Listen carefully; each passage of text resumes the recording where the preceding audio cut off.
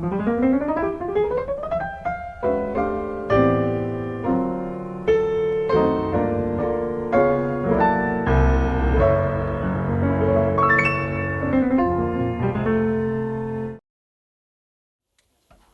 is nice here, huh? Hold on. Where's my coffee? Cafe? It's okay. Thank you.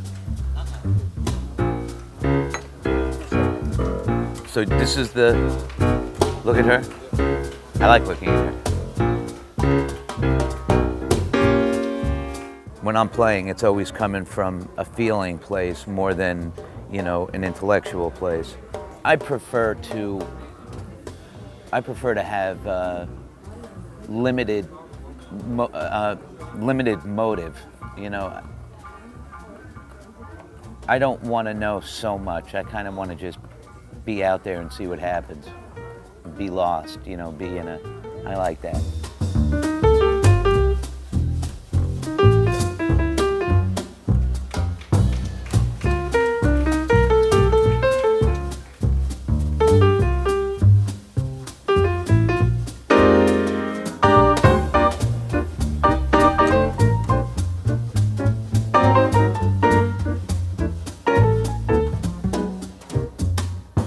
I don't really consider myself like a composer. You know, I write songs. You know, I don't consider myself, you know, much of a writer. You know, and I listen to Mahler and Chopin and Mendelssohn and, you know, Bach. You know, those are composers. You know, I write like jazz songs, you know, or songs with classical influence. I write very simple things because A, that's what I hear, and I also like, I've noticed like a lot of, and I used to do this, guys will write songs with very difficult or complicated harmony, but notice that when you write these songs with the complicated harmony, it kind of tells you what you're going to play. You know, because I like writing songs when the harmony is sort of ambiguous or something, you know, where it could be open, because then it allows for, like A7 could mean a million things. But when you write, you know, A7 with a sharp 9, or it's already telling you what it's going to sound like.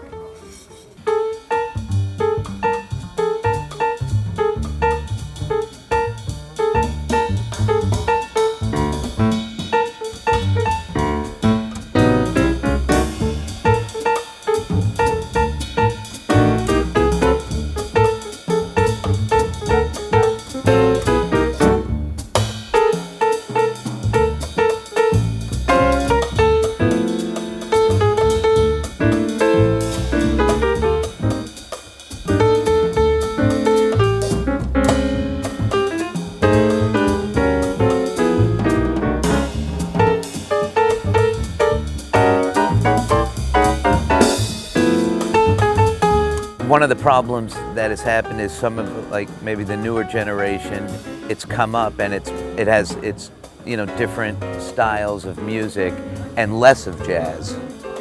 So now it's like it's still called jazz music, but there's not really much rooted in jazz. Sometimes a lot of it's, you know, you got like straight eighth music, or just it's a style it's not really swing based, which is what I like swing. And I like swing from, you know, the 40s, 50s, 60s, you know, and even elements of 70s and 80s. And that's what I like. I like swing.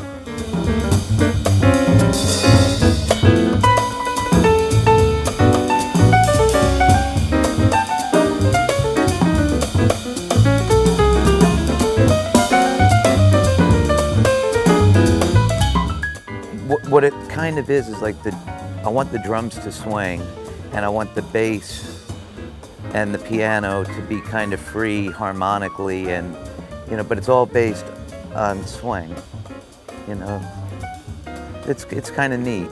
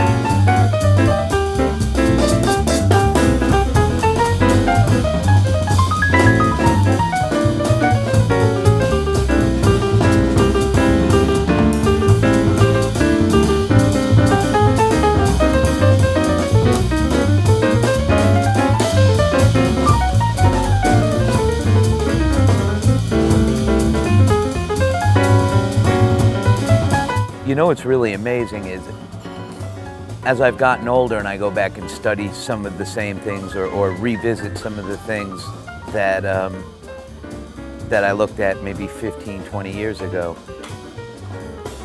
it's completely different. It's completely different. I hear Errol Garner completely different today than I did 15 years ago.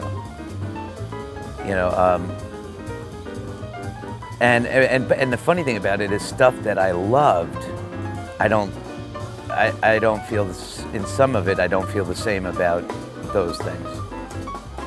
Where stuff I really loved, I'll listen to now and be like, I don't like that so much anymore because I've absorbed and listened to so many other things.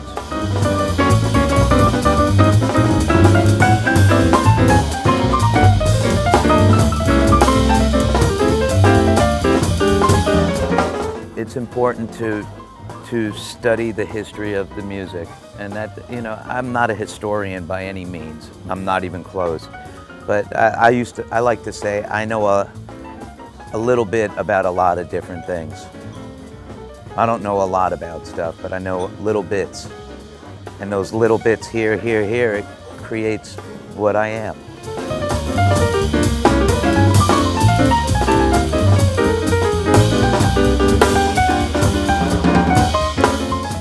I think that the direction in my music, it's probably, it changes, I think, like all the time. And what changes the direction for me would be, any musical growth. So I'm continuing to study, different things, and I think as you study something, if this is your direction, you start studying something over here, your direction maybe goes a little over there. So my direction is constantly changing. And also depending on the actual project that you're doing, it's gonna change. It's going to be different. Like I told you, I was doing the duo project with Branford. And that's a project that is, when we recorded that music, now we've added other styles and other songs, and so also the direction becomes more, wider direction. And